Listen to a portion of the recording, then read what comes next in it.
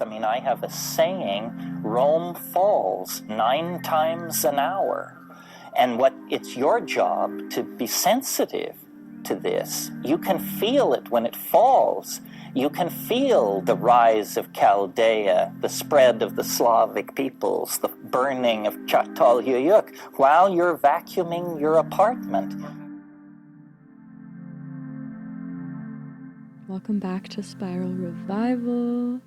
It's such an honor to be here today, speaking, sharing my message and my voice and my thoughts and the thoughts of others in cohesion and connection.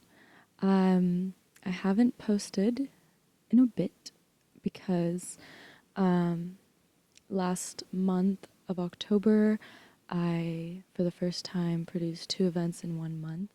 They were actually exactly a week apart, Sunday to Sunday, and it took all of my energy, and it was super rewarding and beautiful. We did an amazing outdoor dinner in Laguna Beach Canyon with my friend Dev, and an amazing Halloween spooky play event in Topanga with just some incredibly talented musicians. And yeah, that's what I was busy doing, and hopefully, if you haven't already, you will join us at the next gatherings. So before we begin, monarch butterfly just flew by. I have a card from the Fountain Tarot deck that I would like to share. It is the Hermit. It came through in my two most recent readings, and I feel it personally, and I also feel it in the collective, and this finding the light in the dark archetype is the Hermit. Quiet observation. The hermit withdraws into a silent forest to completely enter the world of his heart and mind. In solitude, time slows down, and he can wander freely where his soul leads, listening clearly to the timeless voice that too often gets lost in chaotic everyday life. Resolute and fearless, he searches for the things that hide in the shadows and the crevices of his ego, the things that don't want to be found. He will at times be shocked and disheartened by what he uncovers, but if he truly wants peace, he must be open to the truth that he finds there. So again, remembering that this spans from the microcosmic personal level through to the macrocosmic that travels through all of human consciousness on this earth and through the cosmos itself. It means quiet solitude, a willingness to let go of your fixed views for the sake of peace, reassessment, illumination, focused attention, introspection, and silence that leads to clarity. Something that brought forth this message was at the last super play, spooky play. We collaborated with dear friends Rachel and Ryan that are a part of Freak Nature Puppets, and we put together this 3-act puppet show throughout the evening, and I was the narrator, and the story was about this boy searching for this lighthouse that's elusive, and through a journey where he has to die, he gets defeated by a monster that he finds deep in a cave, which, could be seen as a metaphor for going deep within yourself and dying to yourself and to your own shadow. In the glow of the afterlife, he is greeted by the bright light and realizes that he is, in the lighthouse, and becomes the new guardian of the lighthouse. So just this beautiful journey of going deep within your own shadow and deep into the wells of your own psyche, and getting into that death space, because, as we enter these winter months, we're entering through the gateway of October, which is where Halloween is, and the Samhain, I don't know if I pronounced that right, but just portal of death. And, if you don't even understand it on the deeper level, you can just see it on the surface, because we still have these subconscious expressions, even if we don't fully understand it, which is, there's skeletons all over the street, and everyone puts these symbols of death and fertility all over their houses, and decoration of witches and magic and cauldrons and caves and ghouls and monsters. So just like we enter this darkness through the gateway of that October death time. And yeah, just fully going into that and then being reborn by realizing what becoming aware of something that has been there all along, but you know, you had to go through this process to gain the perspective to become aware of it, and you know, you then become a guardian, a deeper initiate into the guardian of your own inner light. So that's the introduction to this episode. I'm gonna just allow myself the freedom to not be a professional about these topics. It's way too much pressure to know everything. So just synthesizing these beautiful ideas, sharing what I know, what I have learned, and the knowledge of others, the wisdom of others, synthesizing them into a little package for you to listen to and enjoy. So I kind of organized this to just bring us through a journey, of course. And we're going to start with this book, The Dream of Earth by Thomas Berry, which is incredible and I really recommend it. It's funny, I think I didn't mention earlier why I related Thomas Berry to Terence Mckenna, but it's because both of the information we'll be looking at from them comes from the 80s, and it's just really interesting seeing the similarities between their work and like their predictions and their insight on our predicament as a human species right now on a biophysical and a noumenal metaphysical level, and then what the solution is. You know, they both have like very similar outlooks on that. And yeah, we're going to dive into some of his ideas. Ultimately, I want to share with you the last chapter, which is called The Cosmology of Peace, because I feel it's really relevant to the present moment. And I also just wanted to kind of go over some of my favorite quotes from throughout the book.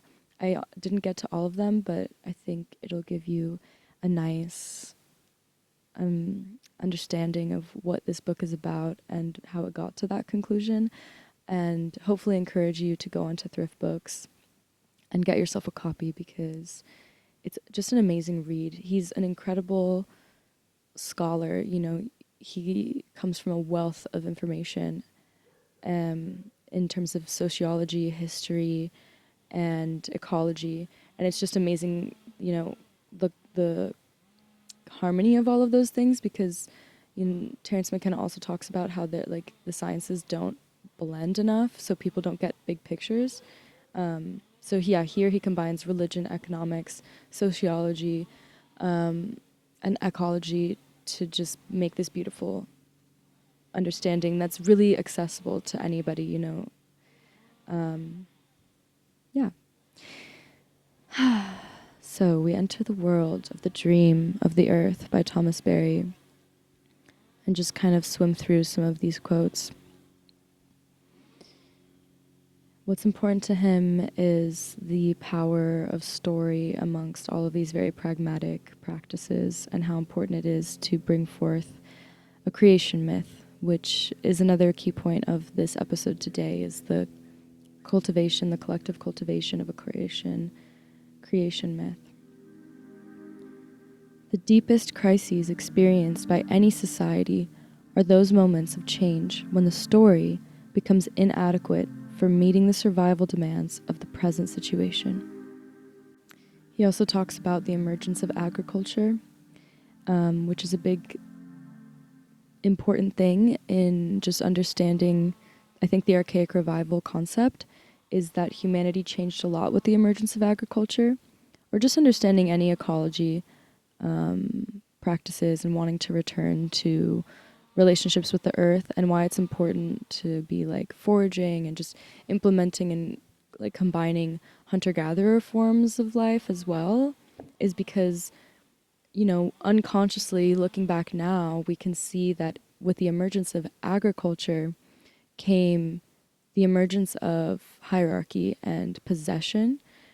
Prior to agriculture, since we were nomadic and hunter-gatherer societies, it was inconvenient and kind of ridiculous to hoard anything that you didn't need, because you were having to carry everything, and everything was very collective and cohesive. Not to romanticize it, but that was just the way it was. And with the emergence of agriculture, one could, one had to stay in one place to cultivate the crops, and then you had to store the crops instead of just eating everything, as you go and not needing as much. You now have an excess, an abundance, and you store that, and that was the emergence of wealth. Who has what, who's storing what, who owns what. And yeah, that led to kingdoms and the empire and the more patriarchal, that the emergence of agriculture basically marks the shift from the matriarchies, hunter-gatherer nomadic societies, which there's the theories that I subscribe to of like these people were in their deep practices of divination and psychedelic ceremonies and shamanism and deep relation, like mythological personification relationship with the earth and its elements. And then into our agriculture emergence came the shifting of the tides into a more patriarchal society where we have possession, and because of that we also begin to own our wives and our children, which wasn't a thing before. And there's like the singular family unit that has their own private property and holds a certain storage of animals or crop, and that determines their ability to survive and trade and so forth and so on, and the emergence of a whole bunch of things. He says, the re-enchantment with the earth as a living reality is the condition for our rescue of the earth from the impending destruction that we are imposing on it. Our sense of reality and of value must consciously shift from the anthropocentric to a biocentric norm of reference. This anthropocentrism is largely consequent on our failure to think of ourselves as a species. We talk about ourselves as nations. What earlier people did immediately and intuitively in establishing their human identities, we must now do deliberately and consciously. So that last line, tying in the Archaic Revival, remembering our ancestors' ways. So he talks a lot about the biosphere and the noosphere, so I just wanted to do a little drop in on those concepts.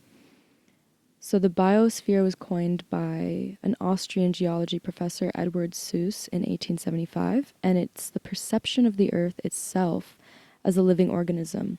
So the physical living aspects of the earth's ecosystems. I'm going to read from page 68 from the book, because he talks a bit about the biosphere.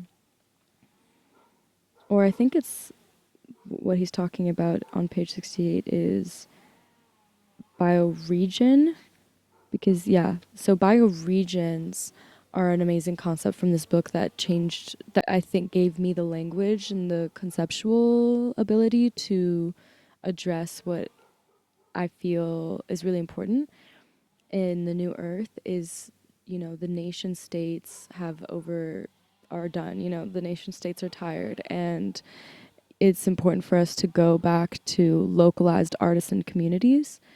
And this is where the bioregional consciousness comes in. Is like, with each community, what do their roads look like? What do restaurants look like? What are buildings made out of? Everything being reflective and conscious of where we are on the earth and what the ecosystem is made of and needs.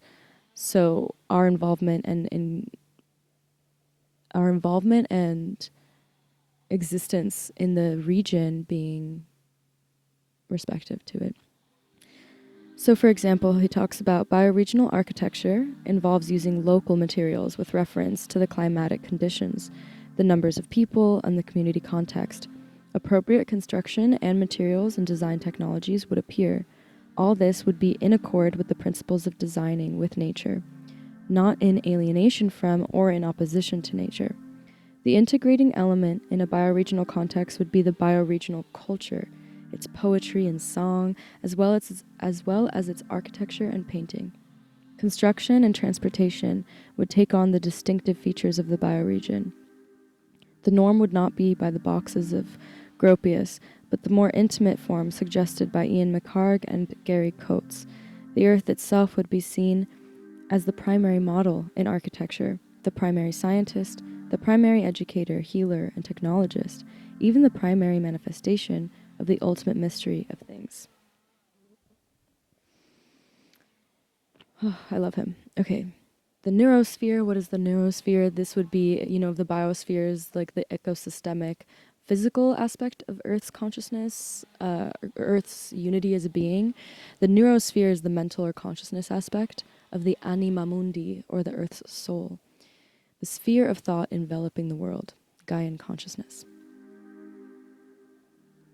So he also says, our ultimate failure as humans is to become not a crowning glory of the earth, but the instrument of its degradation. Yeah. That just makes me think about, coming into this world as a child and being like, wow, we're so amazing, and then slowly realizing how much we've messed up and how, disappointing it is, and yeah, just the disappointment. Human activity is most effective and most enduring when it is in accord with the natural functioning of the ecosystem into which it is inserted.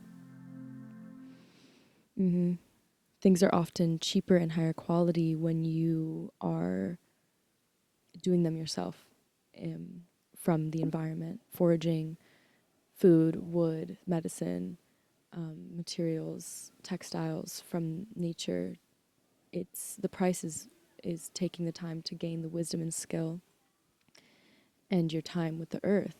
And it's a much more symbiotic price to pay than money for cheap materials that were mass manufactured. The spontaneities of nature need to be fostered, not extinguished. It is a brash and destructive thing for humans to intrude on this system without carefully observing how these ecosystems function and how humans are best present within this context. There is a need for a functional cosmology, a cosmology that will provide the mystique needed for this integral human presence. What we need is a sense of reverence, such as we find with the great naturalists. Until technologists learn reverence for the earth, there will be no possibility of bringing a healing or a new creative age to earth.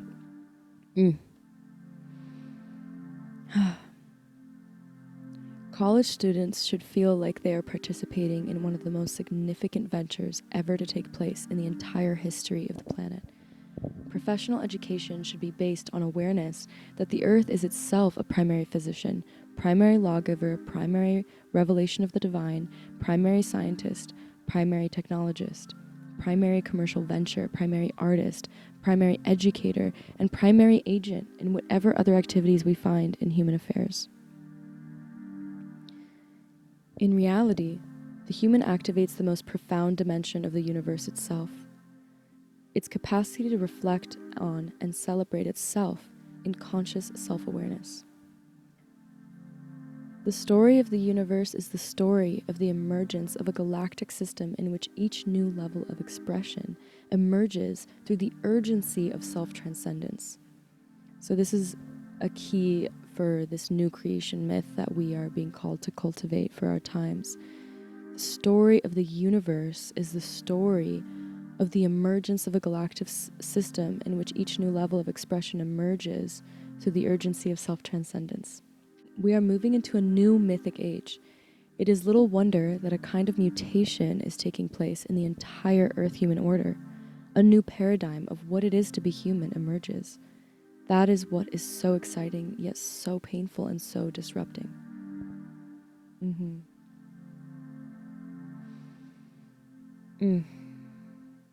All right. So hopefully that gives context on what kind of guy Thomas Berry is. The keys that I want to tap into are in his final chapter, The Cosmology of Peace. And I'm going to read a few passages to just get the overall concept. The universe, earth, life, and consciousness are all violent processes. The basic terms in cosmology, geology, biology, and anthropology all carry a heavy charge of tension and violence.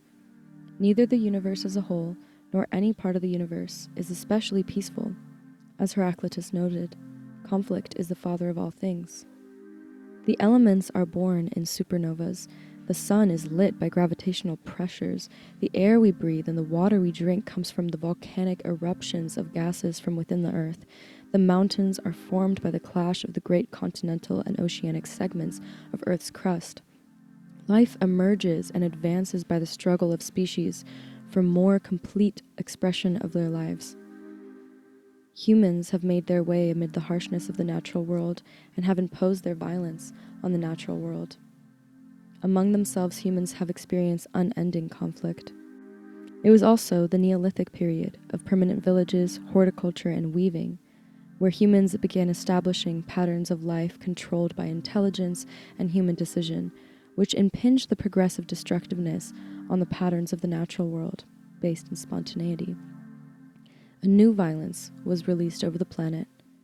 If in prior ages the violence of the natural world was essentially creative in the larger arc of its unfolding, the violence associated with the human presence on the planet remains ambivalent in its ultimate consequences. As human power over the total process has increased, however, and the spontaneities of nature have been suppressed or extinguished, the proper functioning of the planet has become increasingly dependent on human wisdom and human decision.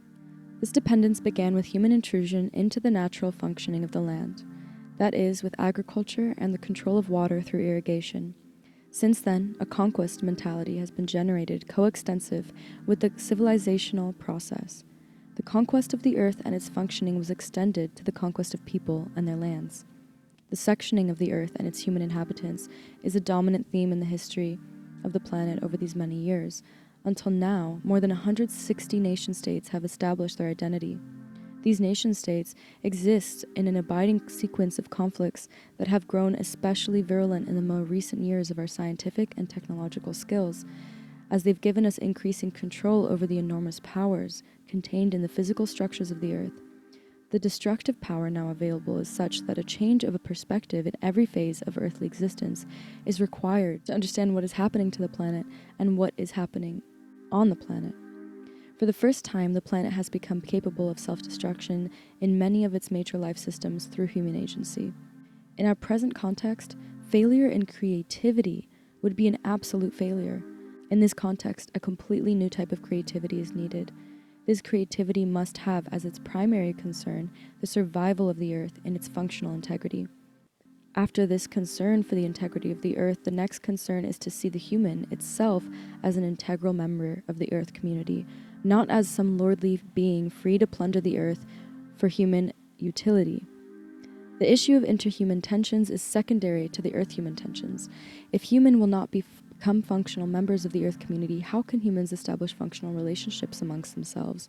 It is not exactly the question of whether the nations can survive each other, nor is it even the question of whether intelligent beings can survive the natural forces of the planet. It is whether the planet can survive the intelligence that it itself has brought forth through the human consciousness. My proposal is that the cosmology of peace is presently the basic issue. The human must be seen in its cosmological role just as the cosmos needs to be seen in its human manifestation. This cosmological context has never been more clear than it is now, when everything depends on a creative resolution of our present antagonisms. I refer to a creative resolution of antagonism rather than to peace. Phenomenal existence itself seems to be a violent mode of being. Also, there's a general feeling of fullness, bordering on decay, that is easily associated with the concept of peace. So neither violence nor peace in this sense is in accord with the creative transformations through which the more splendid achievements of the universe have taken place. As the distinguished anthropologist A.L. Kroeber once indicated, the ideal situation for any individual or any culture is not exactly bovine placidity. It is rather the highest state of tension that the organism can bear creatively. In this perspective, the present question becomes not the question of conflict or peace, but how can we deal creatively with these enormous tensions that presently afflict our planet? Until the human is understood as a dimension of the earth, we have no secure basis for understanding any aspect of the human. This tenuous balance between collapse and explosion contains the larger mystery of that functional cosmology, which provides our most profound understanding of our human situation. We can understand this piece of earth, however, only if we understand that the earth is a single community composed of all its geological, biological, and human components. We must understand that the piece of earth is not some fixed condition, but a creative process activated by the polarity tensions requiring a high level of endurance. And this creative process is not a clearly seen or predetermined pattern of action. It's rather a groping toward an ever more complete expression of numinous mystery that is being revealed in this process. Groping implies a disquiet, an incompleteness. It also has the excitement of discovery, ecstatic transformation, spontaneity, and the advancement towards new levels of integration. An aspect of this piece of earth is hopefulness. Evidence for this hopefulness is found in the sequence of crisis moments through which the universe, and especially the earth, have passed, from the beginning until now. At each state of its development, when it seems that an impasse has been reached, most improbable solutions have emerged that enable the earth to continue its development. At the very beginning of the universe, the rate of expansion had to be at an infinitesimally precise rate so that the universe would neither explode nor collapse. So it was at the moment of passage out of the radiation stage. Only a fragment of matter escaped antimatter annihilation, but out of that fragment has come the galactic systems and the universe entire. So at the shaping of the solar system, if the Earth were a little closer to the sun, it would be too hot, and if slightly more distant, it would be too cold. If closer to the moon, the tides would overwhelm the continents. If more distant, the seas would be stagnant and life development could not have taken place. So with the radius of the Earth, if it were a little greater, Earth would be more gaseous, like Jupiter. If a little less, the Earth would be more solid, like Mars. In neither case could life have evolved in its present form. After the appearance of cellular life, when the original nutrients were consumed, the impasse was averted by invention of photosynthesis, upon which all future life development has depended. So it has been with the great story of life in its groping toward unlimited variety of expression. The mysteries of life multiply, but the overall success of the planet became increasingly evident until the Neolithic phase of the human. This story of the past provides our most secure basis of hope that the earth will so guide us through the peril of the present, that we may provide a fitting context for the next phase of the emergent mystery of the earthly existence, that the guidance is available, we cannot doubt. The difficulty is in the order of magnitude of change that is required of us. We have become so acclimated to the industrial world that we can hardly imagine any other context of survival, even when we recognize that the industrial bubble is dissolving and will soon leave us in the chill of a plundered landscape. None of our former revelatory experiences, none of our renewal or rebirth rituals, none of our apocalyptic descriptions are quite adequate for this moment. Their mythic power remains in a context far removed from the power that is abroad in our world. But even as we glance over the grimy world before us, the sun shines radiantly over the earth. The aspen leaves shimmer in the evening breeze. The coo of the morning dove and the swelling chorus of the insects fill the land, while down in the hollows, the mist deepens the fragrance of the honeysuckle. Soon the late summer moon will give a light sheen to the landscape, something of a dream experience. Perhaps on occasion we participate in the original dream of the earth. Perhaps there are times when the primordial design becomes visible to us. The dream of the earth, Where else can we go for guidance needed for the task that is before us?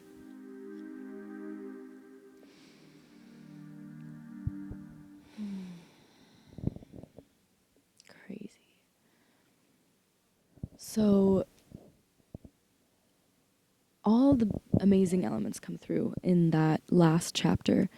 The emphasis on the change between the spontaneous, beautiful, organic, violent yet creative structures and nature of the world, and the shift that happened in the human emergence in the Neolithic era, and that it's vital to understand that we aren't something that happened to the earth, that we are the earth experiencing itself, that we are a conscious dimension of the earth's expression. And the journey that we are on right now in this infant-like unconscious destruction of our mother is a potential for growth. Go either way. Well, I mean, like John Seed said to me, it's too late as far as the rainforest is concerned. He says the inertia is too great in the whole system. It's too late. So I said, okay, John. I mean, it was the first time somebody said it to me just like that. He said, it would take a miracle. I said, oh, that threw me back on whatever that was. And then he said, but after all, he said, we came up out of the ocean, came onto land. He said, we have quite a lineage of miracles. I wouldn't underestimate it. That was a nice one. I think what is done is so much more powerful than anybody yet recognizes. See, I see that all this destruction is just the process of transformation. The question is whether we'll keep it together in the process of transformation. And that's why all I'm interested in doing is becoming a person and helping others become a person who, in the process of the dramatic stuff, will keep some equanimity and there's some love and some presence in that process.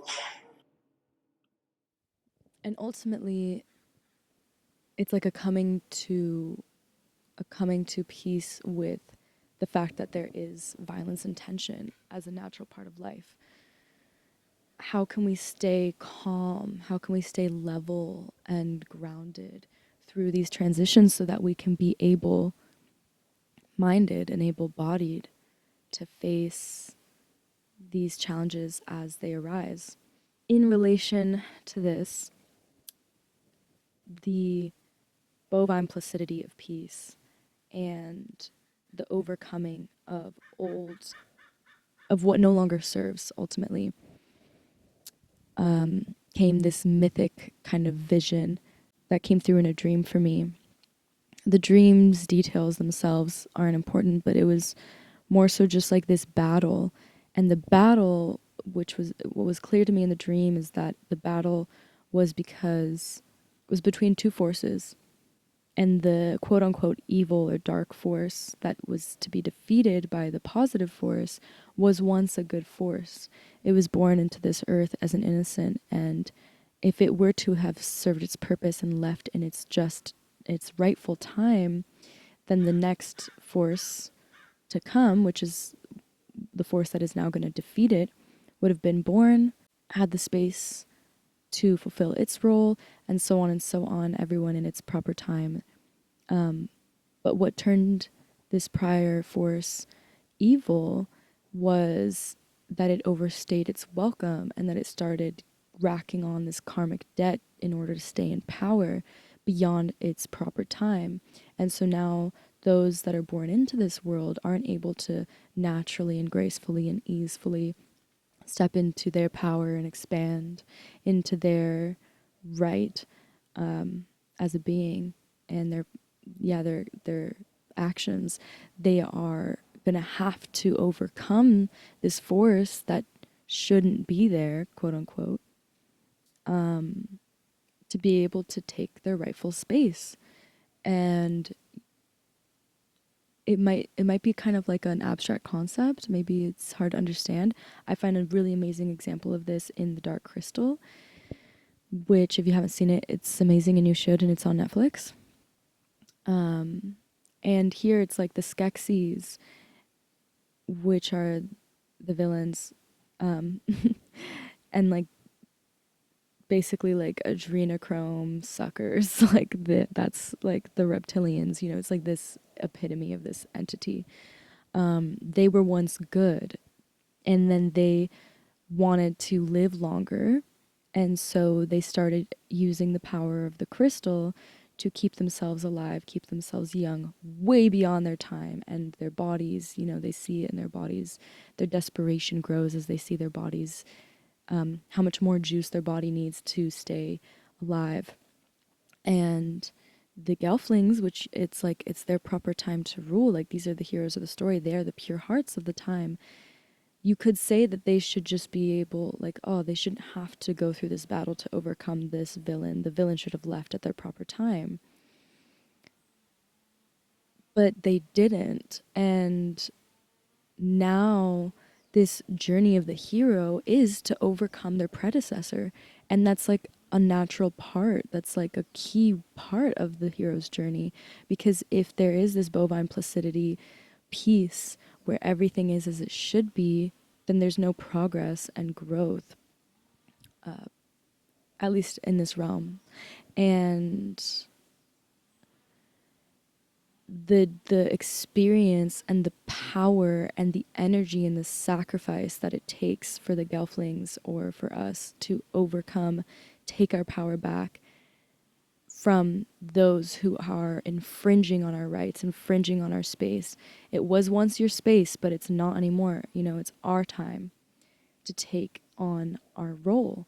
And from this perspective, it also isn't a matter of good and evil. It isn't a matter of like who deserves it. It's like the proper time. It also shines light on how can we move with grace? You know, how can we, you know, leave in our proper time and not start racking up this karmic debt, which will eventually must inevitably be fulfilled, and it will be so much worse. I have this illustration in my book that just depicts this vision, which is like a man in a slingshot, and he's walking against the tension, and as he walks further and further, he's pulling himself further and further so that the slingshot will eventually shoot him further than if he, you know, moved in flow. So here we are, the heroes and heroines along this journey that are ultimately wanting to overcome this industry and system of nation states that has overstayed its welcome. It's way beyond its time. It's racking on insane amounts of karmic debt, not just for itself, but for the collective, because we are all complicit in it and we are all inextricably involved in it. And it is infringing on our rights. It's infringing on our freedom and our space to exist as human beings and as earthlings in the way that we came here to exist.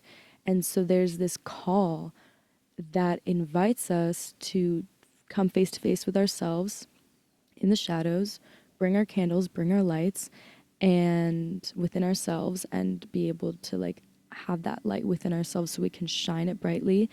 And to be able to do that, we need to have a level head, and we need to stay strong, and we need to stay clear, and we need to look forward and move forward and stay moving forward and continue onwards in this, like, amongst the tension. And like, how long can we withstand this tension? How level-headed and resilient are we? How much inner peace can we cultivate? And a question that comes up here is like, if we do release this duality, dichotomy, righteousness, and egoicness that comes from participating in the duality of war and battle, in terms of ideologies with others, and the two-party system, and in politics and religious identity, and this constant fight for what is true and what is right. If we are able to find this peace and calm and surrender to that righteousness of self individuality, you know, I am this, and so I claim, you know, we release the egoic righteousness aspect of that.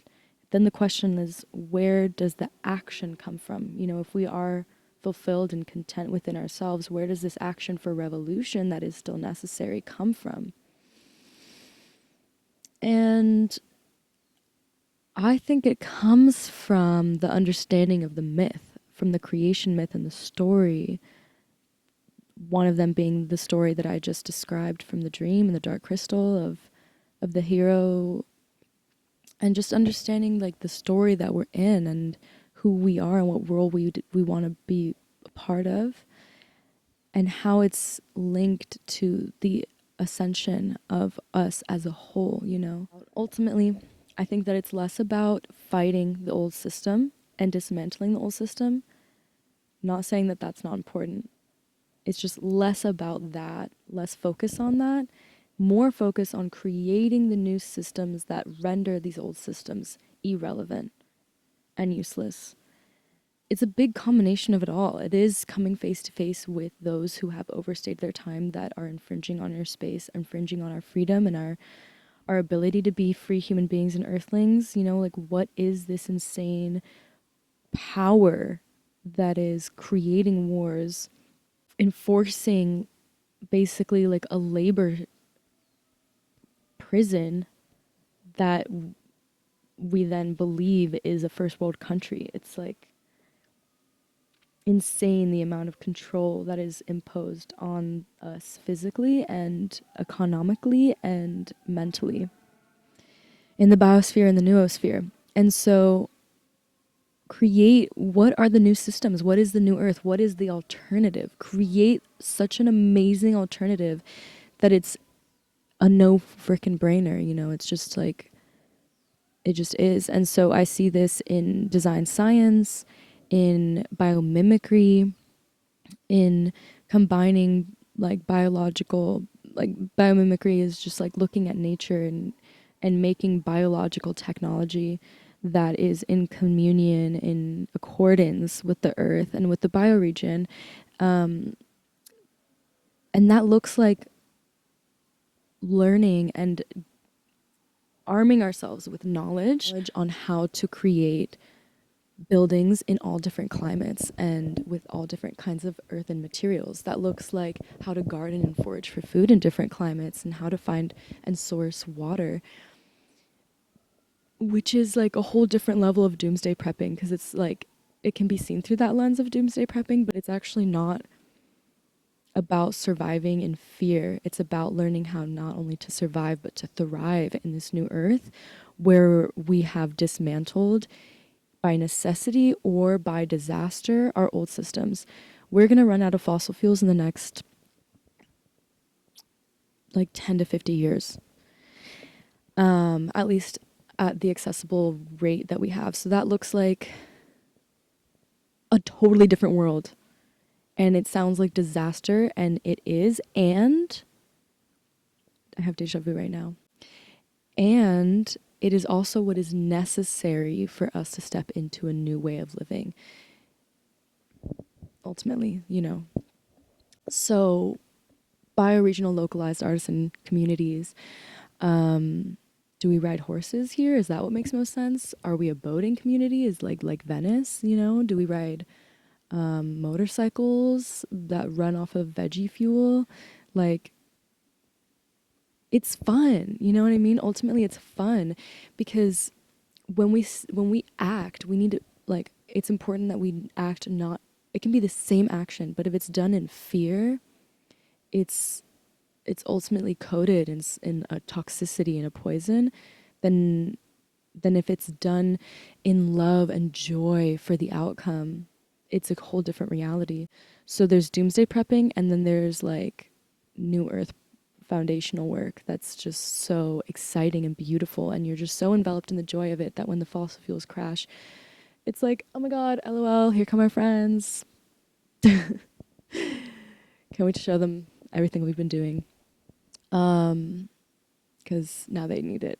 And it's just so joyous, and of course full of pain as well, but that's what it is. This is the world we live in, and it's like he was saying, you know, there's no creation without the destruction. So how can we alchemize this destruction we've imposed on the earth and that we're going to be facing in our lifetime into the most beautiful creative act that we have ever seen, that the earth has ever seen. Amen. So, Thomas Berry talks about paradigm shift. There's a mutation going on. There's weird shit going on. Terence McKenna also talks about this. And everyone talks about this. Time is speeding up. Everything's weird. Everything feels so different than 2002 when we would just walk around in our neighborhood and like life was real, you know, and it's like I haven't been keeping track of time for a while now. And Terence McKenna has this beautiful theory that, I mean, he's just my number one hero. He's amazing. He's incredible. I just could listen to him every day, all day long. And I will include lots of links. We're going to be listening to a few of little sound bites from him.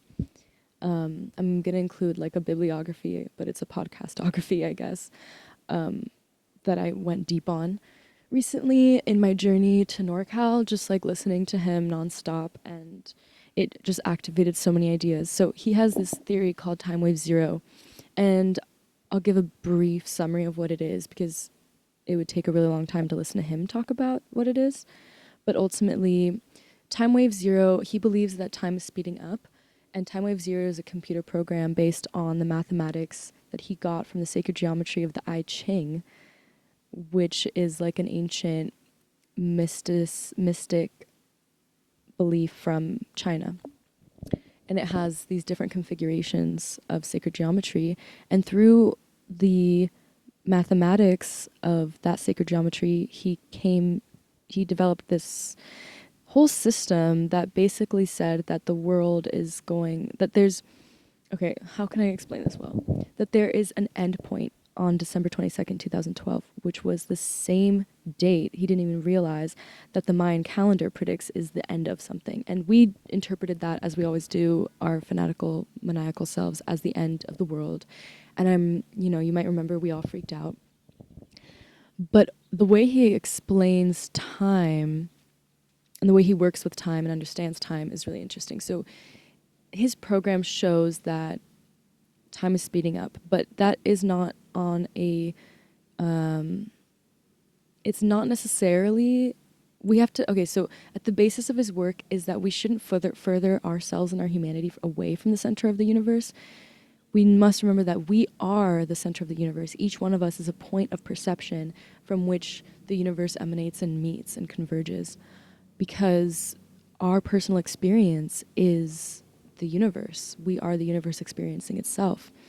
So our experience of time is inextricably linked to time itself and what it is. He measures the speed of time, or time, through novelty. So how many, novelty and habit. So habit, when we are operating in the pattern, a known pattern, a habitual pattern, time is experienced slower. And if we are in novelty, new things are happening, originality is happening, strangeness is happening, more things are happening in a certain amount of time. That's when time is experienced faster. And before the measuring of time in humanity, it was well known that everyone experiences time differently. What you were doing and what I was doing before we met face to face, it was known that, we were in different realms, and that, if I'm reading a book or whittling away at some wood and you're having an argument, it's like we were in a different time, but now we're here and now. And now with the measuring of time, we've kind of forgotten that there's different, time ebbs and flows. And Terence McKenna says that he believes there's a topography to time, and that there's different times where time is experienced differently, and that we can see this overall in a general general collective experience, that there are days where things seem to go right, and there are days where things seem to go wrong, and there's a general energy that fills us, that there is an essence, that there's a qualities to time and the ways it's experienced. And so he created this computer program called Time Wave Zero that measures the novelty. And it's really cool because there's resonances where you can see times in history, and like the computer program shows like things that happen in history on the graph, like, oh wait, like hella novelty here, hella habit here, like what was happening. And there's patterns that repeat throughout time, but they get tighter and tighter. So he says, well, I'll play the audio that he talks about now.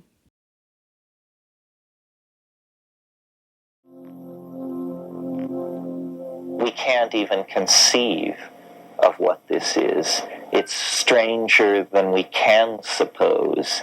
And so the cultural fury that characterizes the 20th century, the tremendous upheaval and obliterating of traditional culture, the tremendous movement of information electronically around the globe, the revolutions in physics and archaeology and linguistics, all of these things are acting to complexify our world to the point where it finally, I think, must be dawning on everyone that we are moving into a completely different kind of ontos of the relationship between man and nature.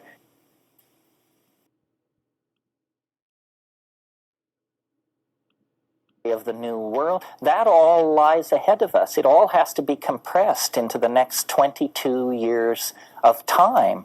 And that is what accounts for the crazy quality of modernity. It's what accounts for fads and fashions. You know, hemlines are rising and falling in a rhythm based on the rise and fall of empires millennia ago. And these things are as causally linked as the orbit of the Earth is linked to the sun, you see. Because we are being drawn toward the attractor through shorter and shorter epochs.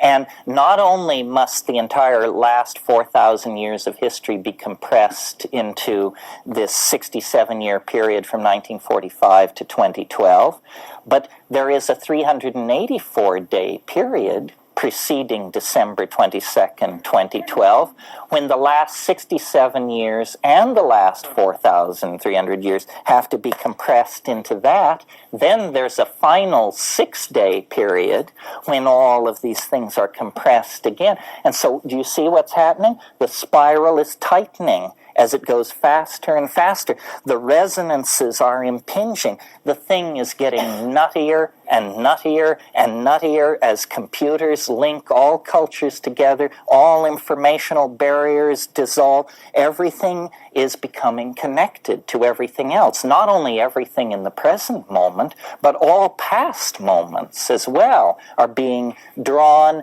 compressed, squeezed toward the production of the transcendental object at the end of time, which is nothing less than all time, all space, shrunk down to an atomic dimension and handed back to us. Do you see? The way... I mean, I have a saying, Rome falls 9 times an hour. And it's your job to be sensitive to this. You can feel it when it falls. You can feel the rise of Chaldea, the spread of the Slavic peoples, the burning of Çatalhöyük, while you're vacuuming your apartment.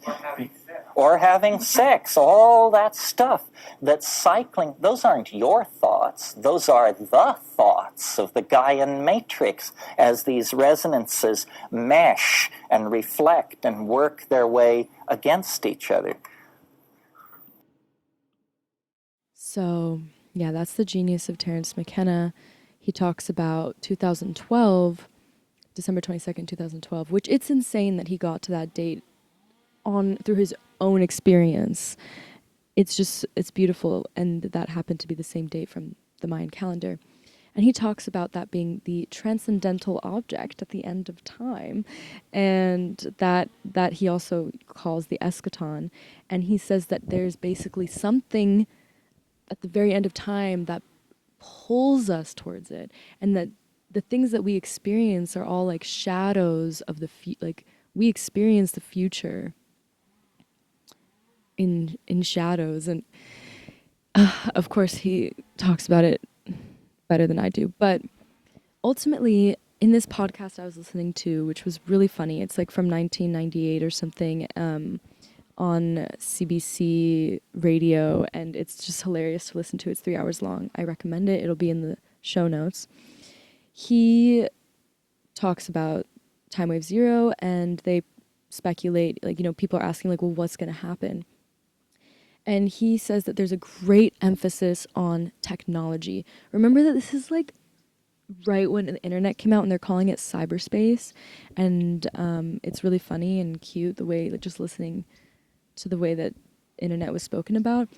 But like everyone's like, what's going to happen? Is the world going to end? Are we going to dissolve? He's like, no, it's the internet. Like the internet, the mushrooms tell him, you know, that it's all about human technology merging into this like singularity of ultimate novelty where all the dots are connected. And at the time, that must sound so insane, but now, looking back, the privilege we have to be able to be here and now and look back, it's like we have Instagram, which connected everyone in the world. And he talks about memes as well, and like through memes and the image, the visual image, we're able to like express complex ideas through countries, time, space, and like deepen the collective consciousness, the awareness of our collective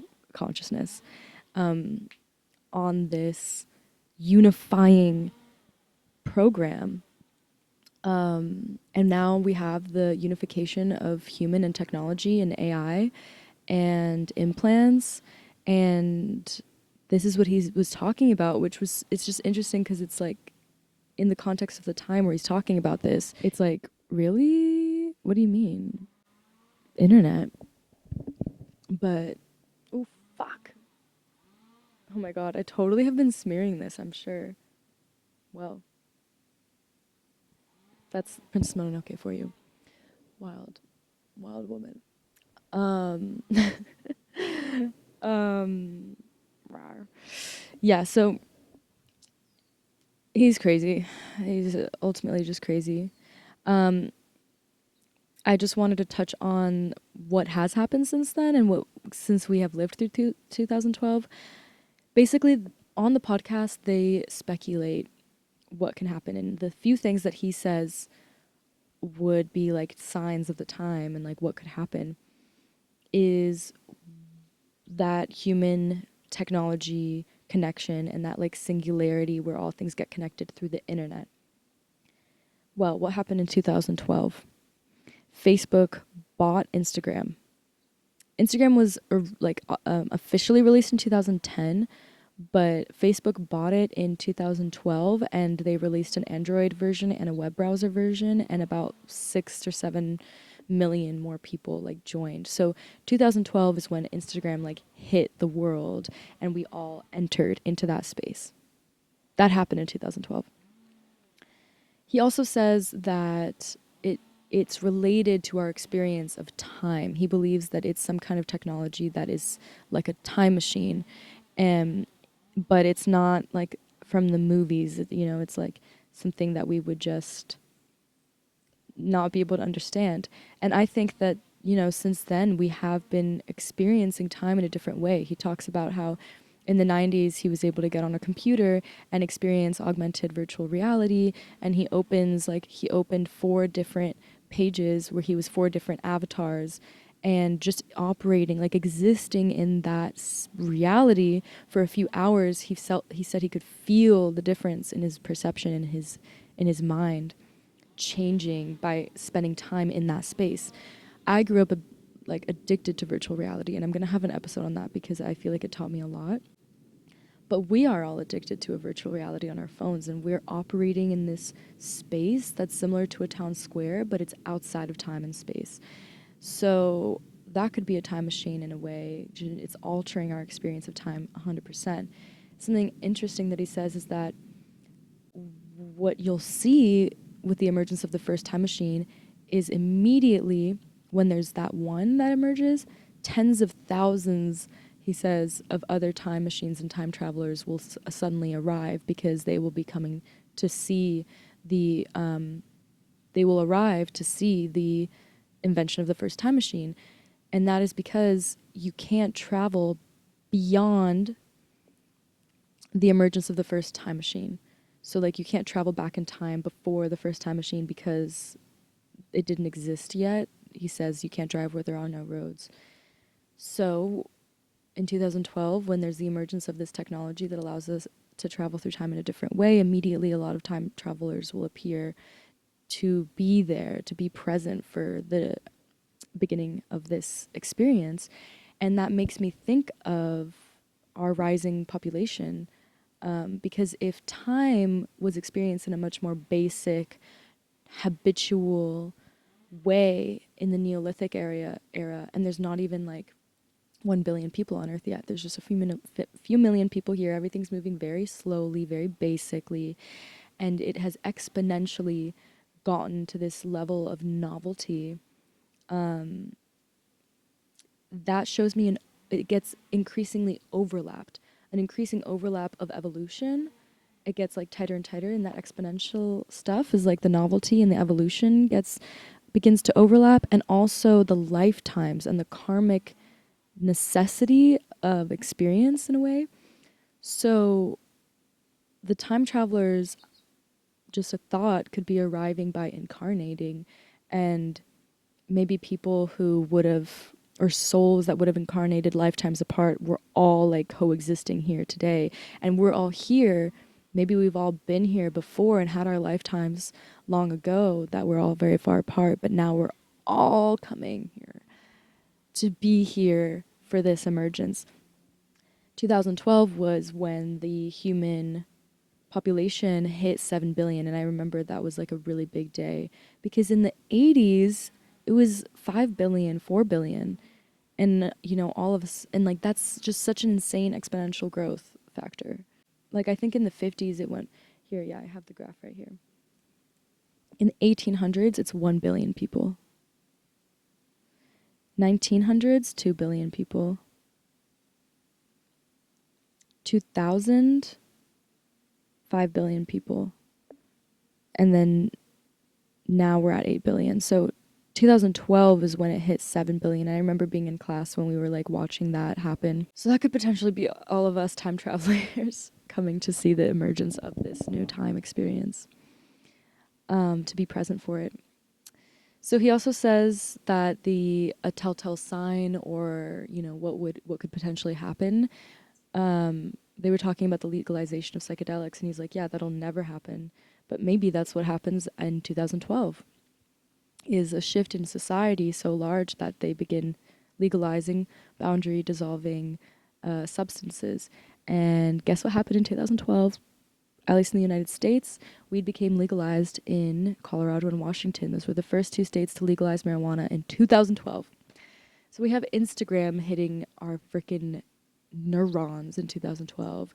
We have the beginning of the legalization of psychedelics, and we're in the peaks of the exponential growth of human population, which is now super connected through the internet and the emergence of AI, COVID.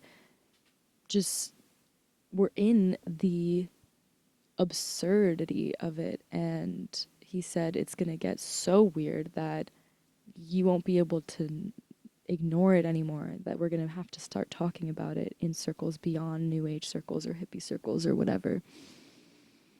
It becomes so obvious, and it's like I can't even see another United States presidential election happening. Like, it doesn't even make sense anymore. We've outgrown this. Anyway. All right, so to begin to close, I feel so much gratitude for the ability to play in these concepts and to spend the time to learn about these things, because I feel it really gives me the strength and the insight that I need to continue on, and hopefully that is able to go over and overflow into you with these concepts and ideas that people have spent the time to cultivate, share, write, and talk about decades before I was born. And now here we are talking about it still and sharing it with each other. Just want to close with the idea of the lighthouse and the light in the dark. Because as we're entering into the microcosmic descent into darkness of the seasons in our own personal lives, we in the Northern Hemisphere are able to hopefully cultivate and nurture our and tend to our inner fire, and just, whether that looks like staying inside and being with yourself and reading and nurturing your artistic side or your spirituality, or if that looks like traveling to the parts of the world where it's still sunny and just being activated, just tending to that inner light that makes us human and keeps us strong through even the darkest of times. Because we can say that these things shouldn't have happened and that these things shouldn't happen, however so dark as they may be, but they do happen and they are happening, and this is what life on earth looks like.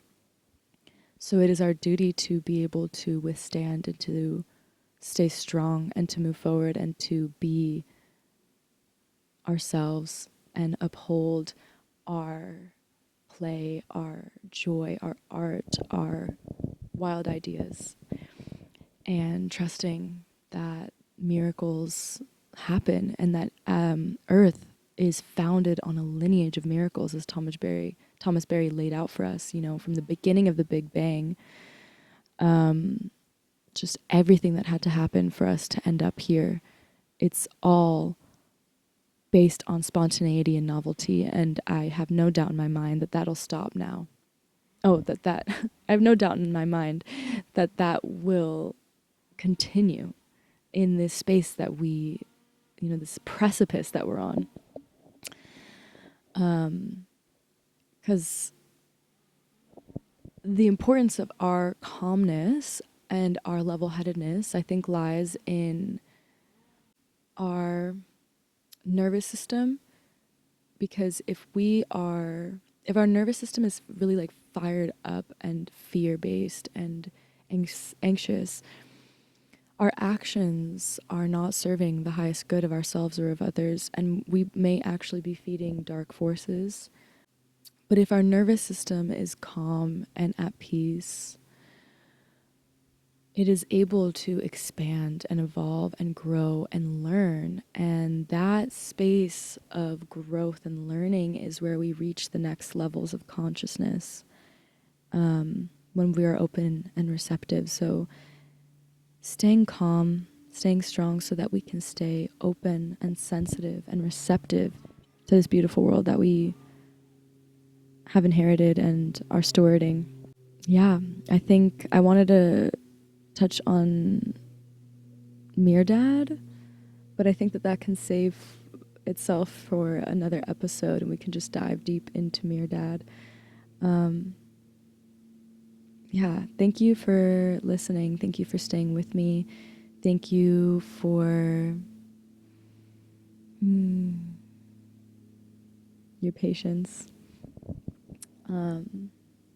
Just gonna allow Terence Mckenna to say goodbye for me.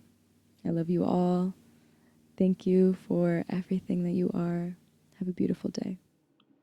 And our species. And the greatest good you can do is to bring back a new idea, because our world is endangered by the absence of good ideas. Our world is in crisis because of the absence of consciousness. And so to whatever degree any one of us can bring back a small piece of the picture and contribute it to the building of the new paradigm, then we participate in the redemption of the human spirit. And that, after all, is what it's really all about. That's it, folks. Thank you, Terence.